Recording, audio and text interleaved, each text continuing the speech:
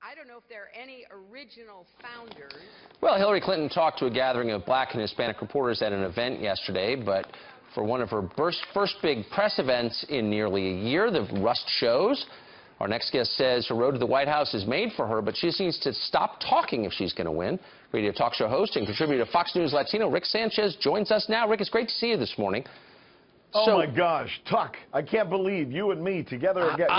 Yet again. Wait. I have to remind people that when I first started doing cable news, in fact, my very first appearance on cable news, I don't know if you're going to remember this or not, my very first appearance on cable news was some hurricane somewhere in Louisiana or Mississippi or something.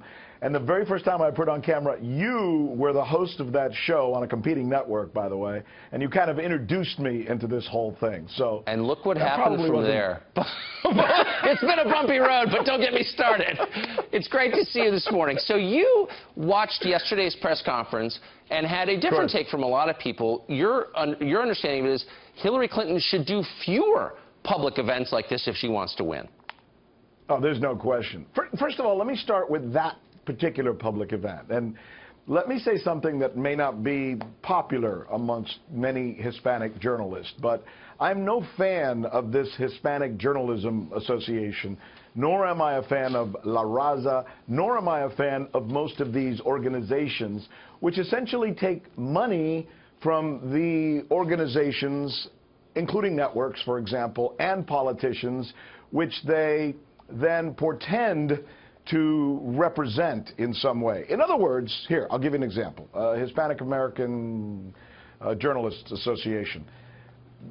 Their job is to represent Hispanic journalists, but they take large checks from the media companies whom those Hispanic journalists work for. So you have to ask yourself, if they're taking money from those large media companies to make sure they don't become perhaps critical of them, how do we know they're not also taking money from someone like, let's say, Hillary Clinton yesterday, and that whole thing wasn't choreographed a certain way to help Hillary Clinton? Now, and by the way, I'm asking the question. I don't have information other than my own background. Look, if you're a journalist, your duty is to your viewers and your readers to tell the truth.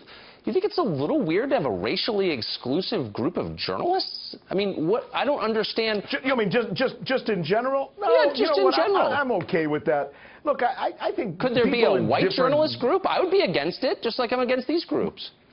I think people should, if the Rick and Tuck group decided to come together because we both like to wear, certain suits, right? We should have, every American should have a right to form an organization based on people they like. And I think sometimes if you leave it alone without the government coming in and telling them, you're not allowed to get together because you guys look, your skin color is too Asia or something.